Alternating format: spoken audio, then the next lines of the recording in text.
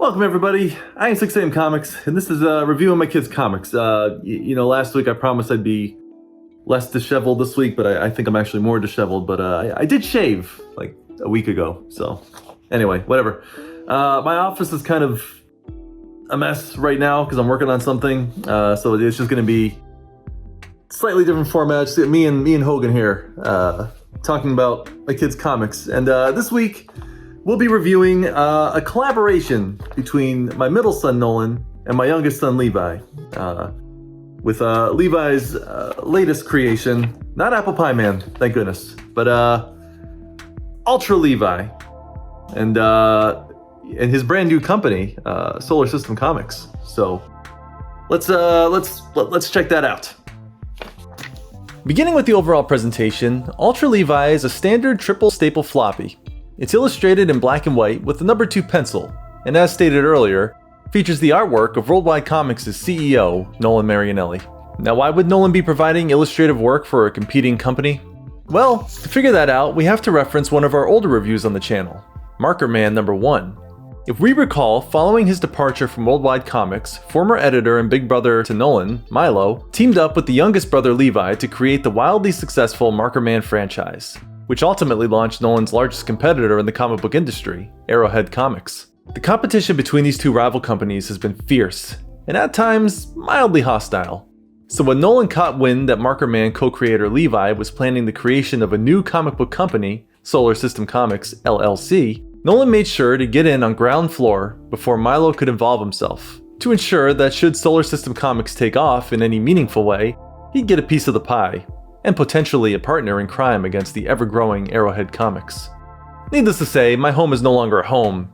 It's just a map of mafia-style comic book company territories between my 3 children. You can cut the creative tension with a knife. Anyway, back to Ultra Levi. Just who is this new hero on the scene?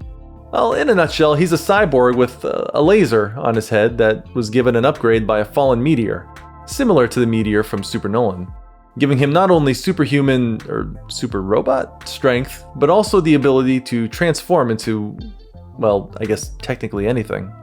Similar to Apple Pie Man and the Turkey Snatcher, Levi again assumed the role of writer and outsourced the artwork to a family member to save time before he had to go to bed. He's an efficient creator, no doubt. So efficient, in fact, that instead of wasting time deciding on a company name before production began, he figured he'd just go through that process while Nolan began work on the cover art. As we can see from the scribbled out section at the bottom of the page, the original company name was going to be Levi's Comics Inc. Luckily, always the planner, Nolan made sure to leave room at the top of the page for the finalized company name, Solar Systems Comics Limited Liability Company, which was applied after he finished his cover art. Levi and Nolan, what a team. Anyway, let's dig into the story, shall we? Ultra Levi was at a party. We see Ultra Levi using his head laser to blast a unicorn piñata. I feel like that's cheating. Also, I like the party hat on top of the laser. That's a nice touch. But then, a meteor crashed down and made him transform and gave him super strength. Wowza! Powers! 2 panels in and we've learned everything we essentially need to know. Expertly written and expertly illustrated with the muscles on full display and Ultra Levi's foot transforming into a shark. As if a cyborg with a laser on his head wasn't deadly enough already. I have strength?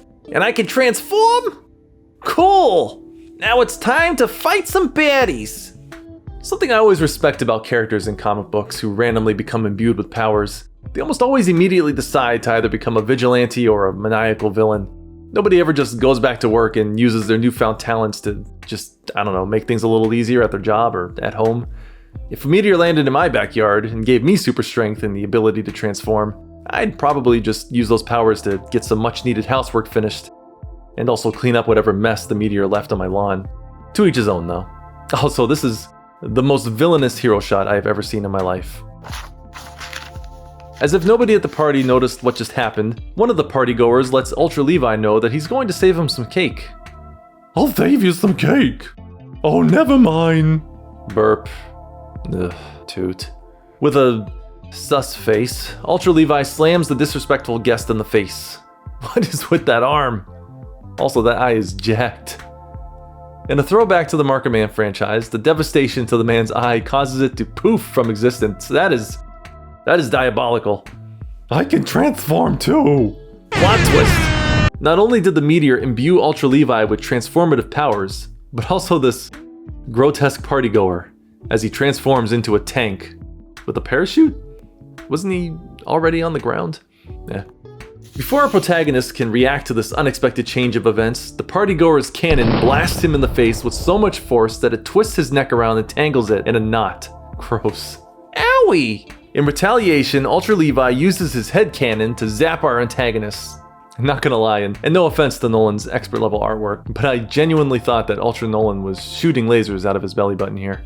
I've read too many Apple Pie Man comics to assume anything but the most absurd possibilities. The laser hits its mark and destroys the transforming villain? Is it really a villain? I don't know, maybe that was just one nuclear level toot from earlier. Anyway, he died. And Ultra Levi celebrated the murder. The end. I gotta say, Ultra Levi is probably my youngest son's best creation to date. It manages to toe the line between cohesion and absurdity in a way that Apple Pie Man had never quite managed to achieve. Partly due to the masterful artistic skills of Nolan, in which he brought his own iconic charm to the comic, while still managing to give it its own stylistic appeal, distinguishing it from his personal work at Worldwide Comics. Aside from the artwork, I have to praise the writing of Levi. He's clearly grown as a storyteller and managed to piece together a coherent story that incorporates his chaotic style of random insanity, but never goes so far off the deep end that you lose the plot altogether. As far as shared universes go, it's yet to be seen if Ultra Levi lives on the same timeline as Apple Pie Man, but it'd certainly be interesting to see what kind of madness could potentially ensue should the two heroes ever cross paths. Whatever the future holds, I think it's safe to say that Solar System Comics LLC has made its mark in the Marianelli household, and has established itself as a major player in the comic book mafia empire. Welcome to the industry, Levi. And there you have it. Ultra Levi, issue number 1. There have been a couple other issues, not with Nolan involved. You can only do so much for the competition. But I illustrated one. There may be some others that got started but didn't get finished. But anyway, I'm a mess this week. I apologize. But I'm gonna let Hulk Hogan give the review this week. Hogan, what'd you think of Ultra Levi? Yeah, brother. I give it 50 stars. America. Something like a churn 'em out, brother. Stupid. Stupid.